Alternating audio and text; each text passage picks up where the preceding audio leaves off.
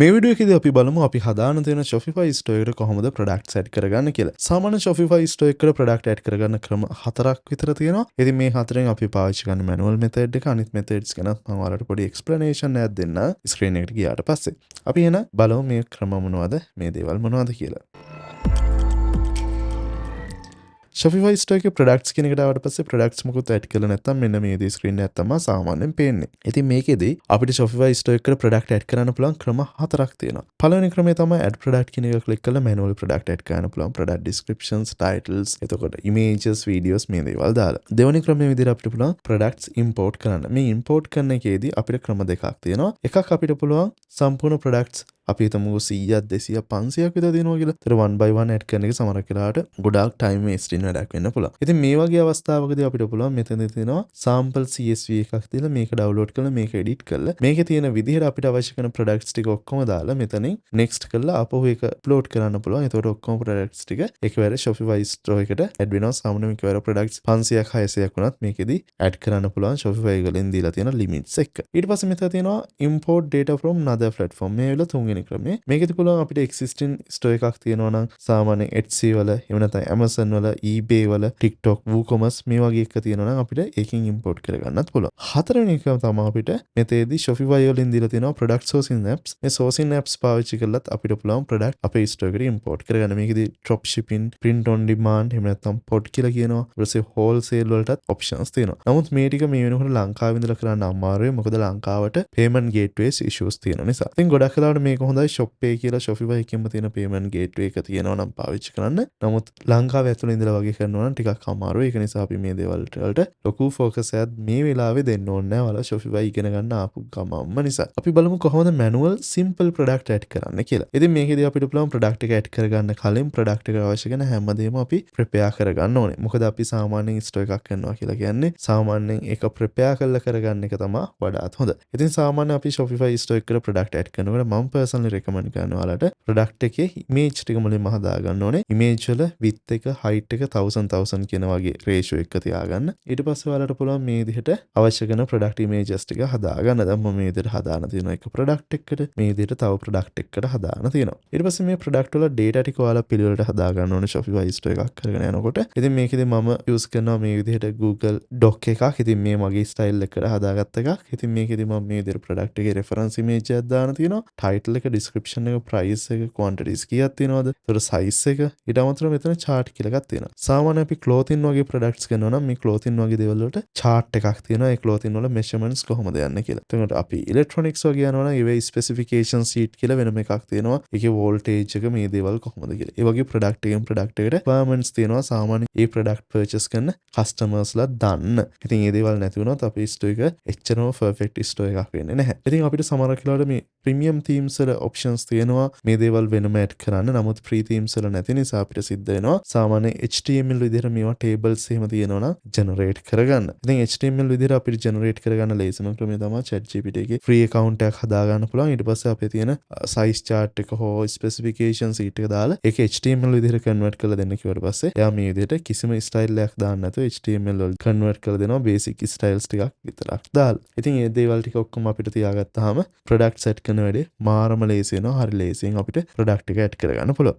හරි අපි මුලින්ම මේ තියෙන අපේ පළවෙනි product එක මේක simple product එකක්. මේක අපේ store එකට add කරගමු. එතෙන්දී අපි add product කියන එකට යනවා මේ විදිහට. ගිහිල්ලා මෙතන මුලින්ම අපි title එක දෙනවා. ඊට පස්සේ මම මේකට අදාළ කරන description එක මෙතනින් copy කරගන්නවා මේ විදිහට. ඊට පස්සේ මම description එකත් copy paste කරනවා. ඊට පස්සේ මම මෙතන චුට්ටක් මේක bold කරගන්නවා. දැන් මේ description එකේ අවසානට ගිහිල්ලා මම මේ විදිහට enter එකක් දීලා මෙතන මේ තියෙන code icon එක එහෙම නැත්නම් show HTML කියන එක click කරනවා. ඊට පස්සේ මේකේ HTML එකේ output එක මේ විදිහට බලා ගන්න පුළුවන්. අවසානට ගිහිල්ලා මොකුත් නැති empty line එකක් මේ විදිහට ගන්නවා. ඊට පස්සේ මම මෙතෙන්දී මං ගාව තියෙන මෙන්න මේ chart කියන එක අරගෙන මෙන්න මේ විදිහට copy කරගන්නවා සම්පූර්ණ chart එකම. ඊට පස්සේ මම මේ විදිහට ඒක දාලා ආවම මෙතන මේ තියෙන icon එක click කරනවා. එතකොට මට බලා ගන්න පුළුවන් මේකේ click කරලා මෙහෙම බැලුවොත් මම create කරගත්ත chart එක මේ විදිහට තියෙනවා. අනවශ්‍ය space තිබ්බොත් delete කරගන්න පුළුවන්.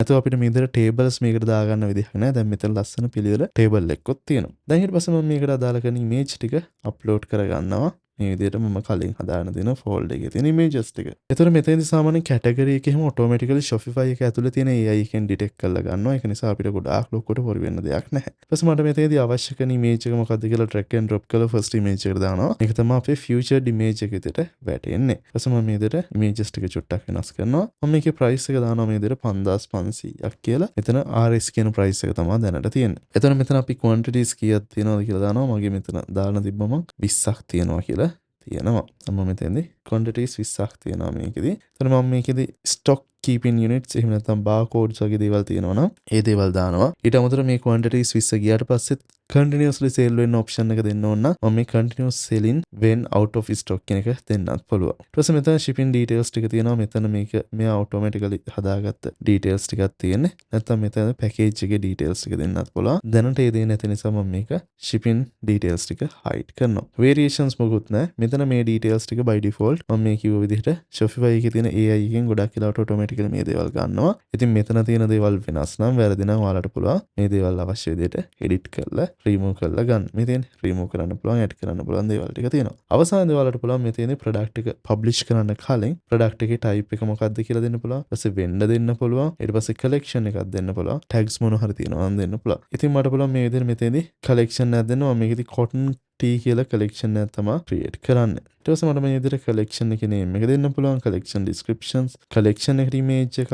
එතකොට ඒක කොහෙද publish වෙන්නේ, channel එක, products සහ මෙතන collection එකේ type එක manual ද smart ද කියලා දෙනවා. manual කියලා කිව්වොත් අපි manually collection එක add කරන්න ඕනේ. smart කියන එක දුන්නොත් මේ type එකේ තව product එකක් තිබ්බොත් automatically ඒ product එකට මේ collection එක tag වෙනවා. ඒක එක අතකට හොඳයි, එක අතකට නරකයි. මම ඒක නිසා දැන්ට manual කියන option එකම දීලා තියෙනවා. මොකද අපි කව ලොකු store එකක් නොවන නිසා. හරි. ඊට පස්සේ vendor details තියෙනවා නම් දාන්න පුළුවන්. type එකක් තියෙනවා නම් දාන්න පුළුවන්. ඒව මොකුත් නෑ මං ගාව දැන්ට. එතන මම මෙතෙන්දී මේක අපේ point of sales වලට යනවද online store එකේ විතරක් තියෙන කියලා දෙන්න පුළුවන්. both තියලා තියෙනවා, කිසි issue එකක් නෑ. අවසානයේදී මට පුළුවන් මේක publish කරන්න. ඔන්න අපේ first product එක publish වෙනවා. අපිට දැන් බලන්න පුළුවන් අපේ first product එක මෙතන අපේ store එකට ගිහිල්ලා කොහොමද ඒක තියෙන්නේ කියලා. මෙන්න මේ විදිහට තමයි අපේ first product එක තියෙන්නේ. අපි දාගත්ත theme එකත් එක්ක තියෙන විදිහ. දැන් මේක ඇතුළට ගිහින් බලන්න පුළුවන්. එතන මේ විදිහට තමයි product එක තියෙන්නේ. මේකේ size chart එකත් පිළිවෙලට තියෙනවා. එතන මේකේ images ටික මේ විදිහට තියෙන්නේ. ඔන්න ඔය විදිහට තමයි අපේ store එක මේ මොහොතේ තියෙන්නේ. දැන් අපි variation product එකක් add කරමු. මොකද